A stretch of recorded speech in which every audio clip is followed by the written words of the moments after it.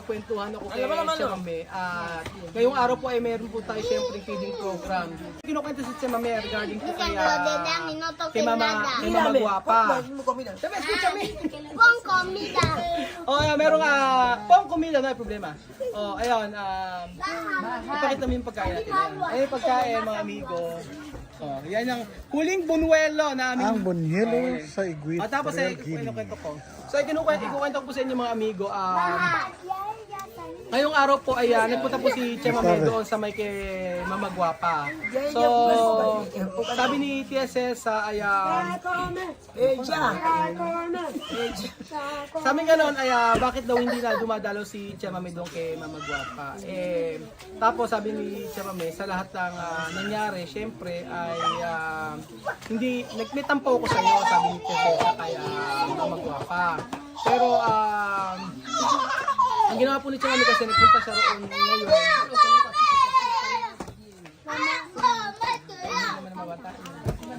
So ayun, nagpunta si Chamame doon kay Lola Guapa para ayusin po yung about po sa may kay Elvis. Kasi ang totoo po yan mga amigo, hindi na po nagtitinda si Mama Guapa.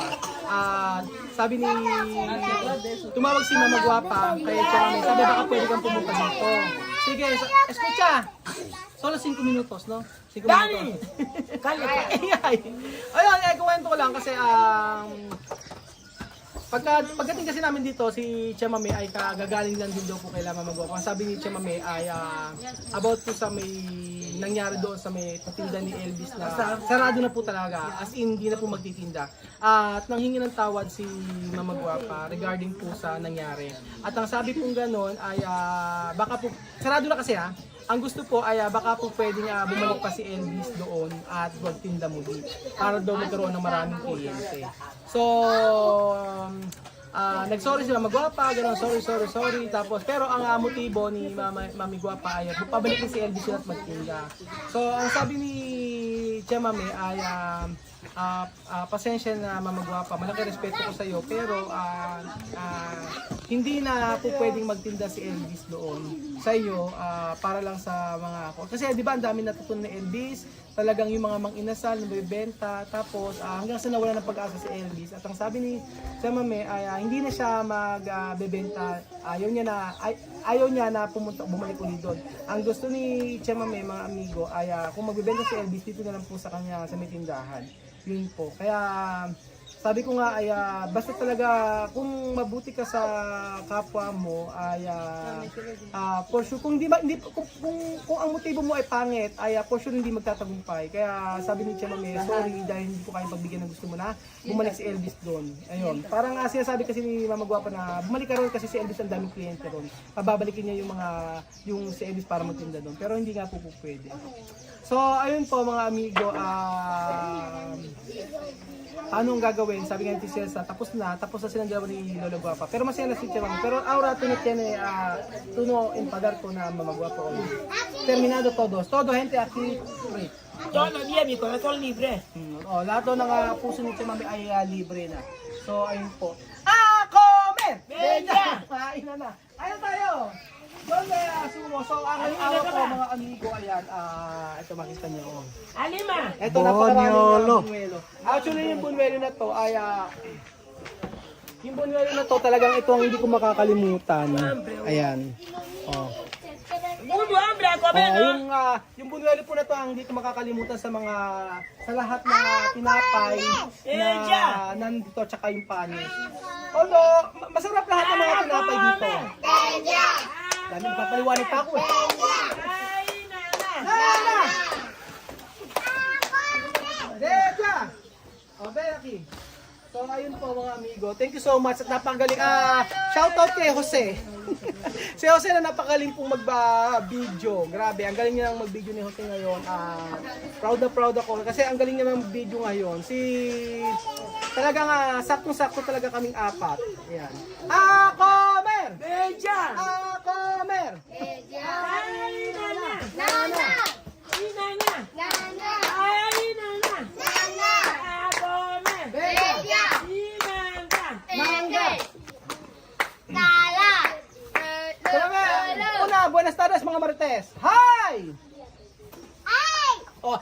lang, mamudo. Hi! Ay! Mga Marites! Bante!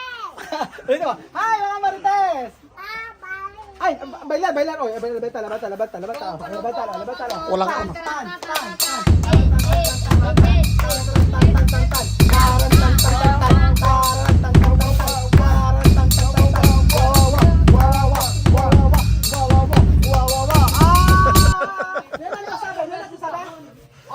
Nena.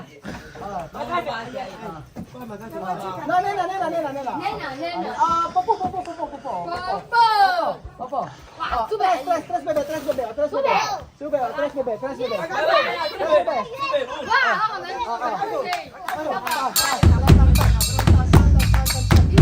Ay, mabibig na naman mo to.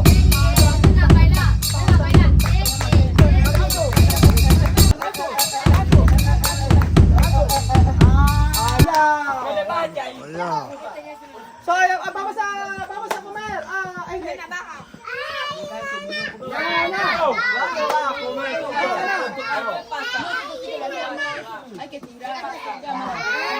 Uno, dos, tres. Kapag sa mga bata eh.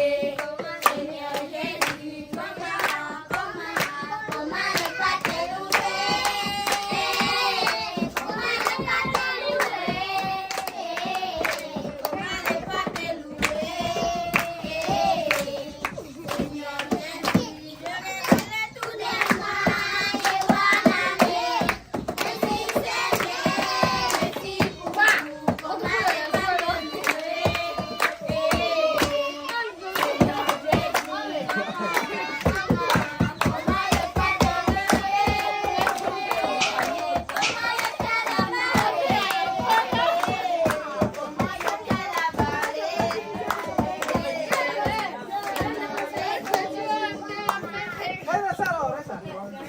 Agustin. Kailan ang ahos?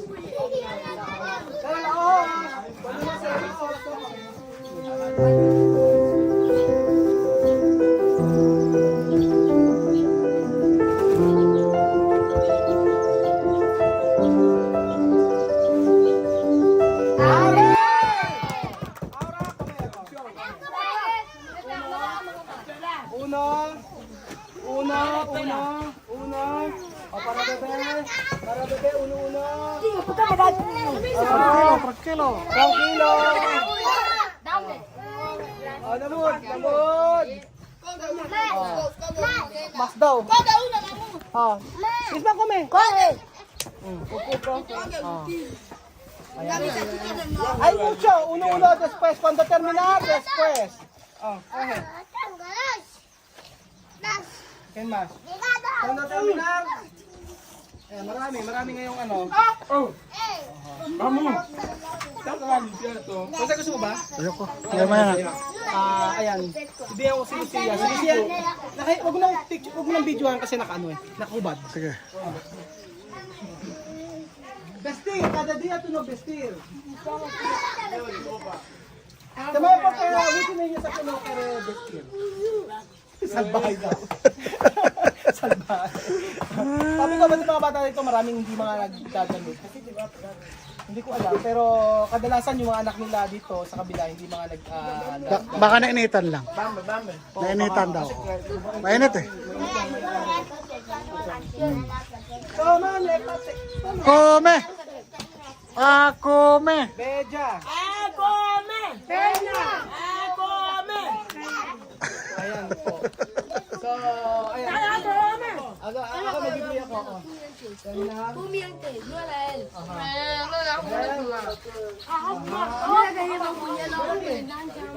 Halika, Ben!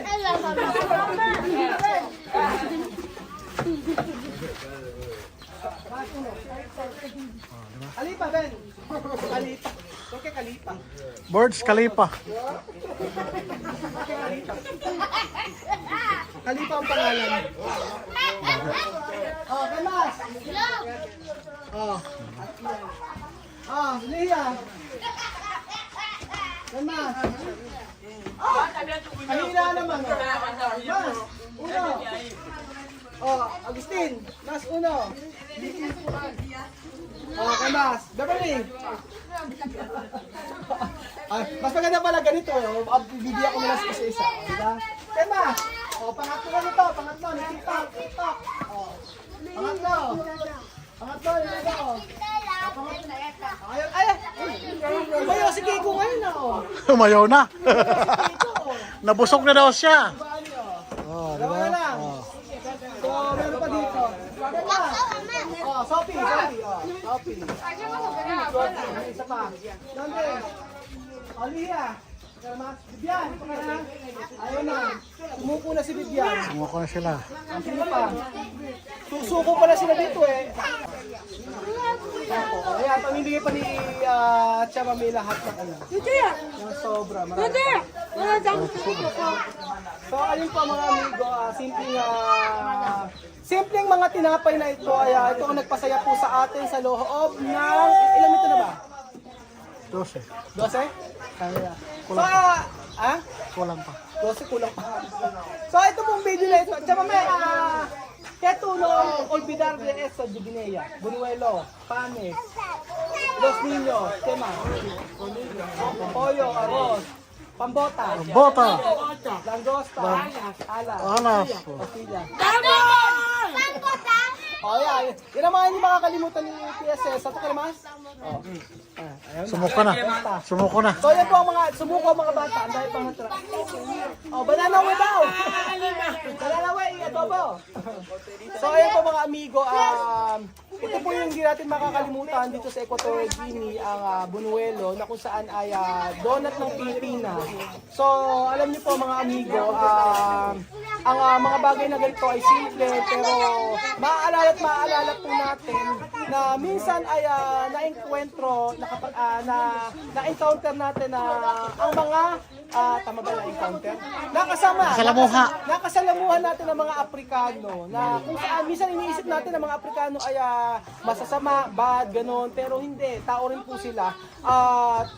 Ang maganda po sila, kung ano po itrato mo sa kanila, ganon din po itatrato nila sa iyo. Pero ang masaya po noon ay pag uwi natin ng Pilipinas, meron tayong kasama mga Aprikano. Tingnan natin kung anong buhay, anong adjustment ang magaganap po sa kanila. Salamat po mga amigo at God bless po. Bye! Buñuelo!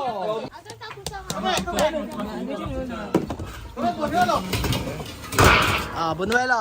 Buñuelo para borracho. ¿Borracho? Sí, borracho. Yo borracho. No borracho.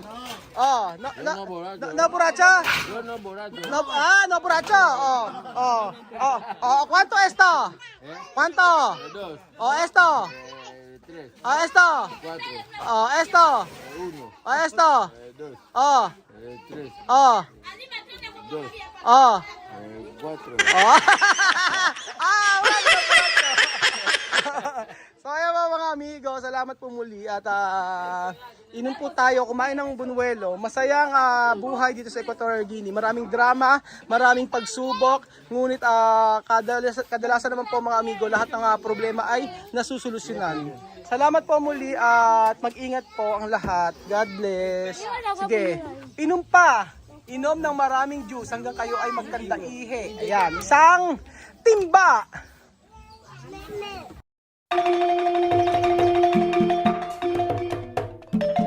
Na-appreciate ko yung paano sila nagdadasal.